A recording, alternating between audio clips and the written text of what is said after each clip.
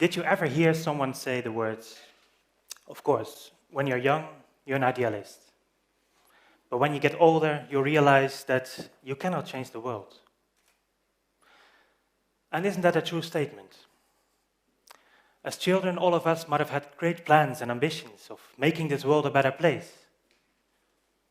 But growing up, hearing the news, just makes us sad. I mean, only look at all the wars going on. What do we have? Iraq, Syria, Palestine, Congo, Ukraine. The list goes on and on. Social media allow us to be collectively witness on an almost real-time basis of these horrific events. It could all make us want to turn off the TV and put down the newspapers because all seems hopeless. We cannot really do anything. Now, this conviction that we cannot do much in turn leads us to disengage from the bigger questions of society. As a result, we stop spending our time and energies on finding possible solutions. And instead, we try to live our personal and family lives as good as we can. That was the situation in which I found myself a few years ago.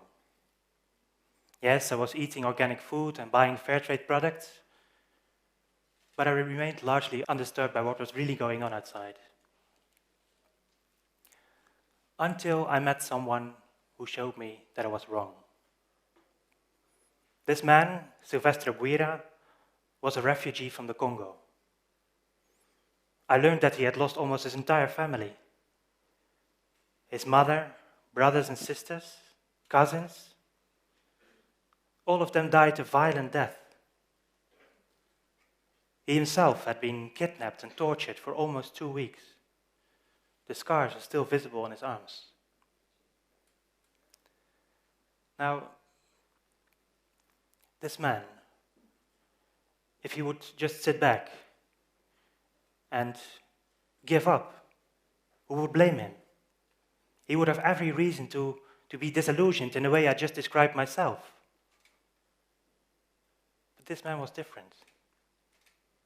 Instead of sitting back, he was active. He was hopeful and optimistic. He was working constantly and bringing people together, speaking out against the crimes of his government and rebel groups.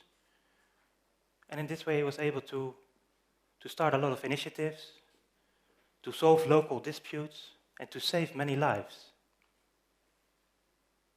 Now, what was the power by which he could do that?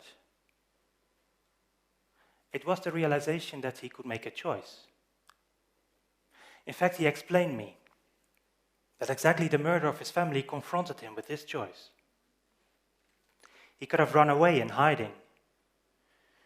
He could have joined one of the many rebel groups in order to take revenge on the murderers of his family. That was what many young men around him did. But instead, he chose the most impossible of options. He chose to fight for peace in eastern Congo. And in fact, this was a choice between two different ideas. It was either holding on to an old idea that war is inevitable and you better join the winning team, or choosing the idea that peace is possible, even in a place like Eastern Congo. And today I'd like to ask you, can we not make a similar choice? I think looking at all those wars going on, many of us might also think that war is inevitable, almost like a law of nature. And I think, can you really blame anyone for thinking this way? I don't think so. Because isn't this idea not repeated over and over again?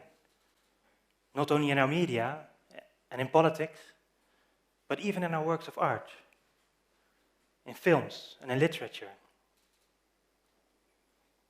Now, if this is our idea of war, then the so-called realists are right. We cannot really do much. But what if we do have a choice? What if we can adopt a different idea? I mean, do you know what you need to conduct a war? You need weapons, you need soldiers, you need supplies, You need a public relations campaign. And of course, lots and lots of money. Now, all of those things don't just happen to be there. War means an enormous military, economic, and political effort, all of which cannot do without conscious human beings taking conscious acts of choice. War is not a law of nature. War is a deliberate creation by people with an idea and a consistent effort to realize that idea. And exactly because war is a matter of ideas and choices, they are not inevitable. Why not? Because we can make a different choice, right here and right now. As long as we remain passive in the face of destructive ideas, we are part of the problem. But as soon as we embrace the idea that peace is truly possible, we become part of the solution. Ideas are something very powerful, both negatively and positively. Let's face it, wars are created by ideas of people. Ideas of hate and dreams of power and wealth. But we can choose a different idea. Those ideas are fueled by a lot of money and energy. What if you put the same amount of energy and creativity in these other ideas? Like peace, like equality, free and open societies, and human rights for all. I mean, do we even realize that everything around us has been created by nothing more than just an idea? Even many beautiful things and useful things, like the chairs that you sit on, the mobile phones in your pocket, the old factory where we are now. Everything started by someone having an idea. And many ideas were thought to be ridiculous when they were first expressed, like flying in the air or talking to someone thousands of miles away. But eventually they came true. And I don't know why this wouldn't work for the idea of peace. It's like John Lennon, who said many years ago, war is over if you want it. In other words, war is a state of mind. War is an idea. We can choose to adopt a different idea. It's an act of choice. Together with Sylvester Buira, who I'm happy to say is among us today as well, and some other friends, we have now started the initiative, the Hague Peace Project, as a result of the idea that peace is possible. Together with local journalists in conflict areas, we like to gather information and educate people and mobilize governments in order to take action. And I strongly believe that we can make a difference. I also believe that you can make a difference too. Because these ideas, like peace, they need people to believe in them and constantly and consciously work to achieve these goals. So let's take the first step today, right here and right now, to bring your own ideas to life. Just find this idea inside yourself that you really like very much. Something that you really wish to come true. And I'm quite sure you will immediately hear that little voice in the back of your head saying, it's not realistic. It's a fairy tale. It's probably not possible. Just push that little voice aside and say, no matter what, it is possible. Then imagine yourself 5 or 10 years from now realizing exactly that idea. And then think about tomorrow. What is the first step that you're going to take? Because there's a lot of things you can do starting from tomorrow. You can start by informing yourself about one of the many problems in our society.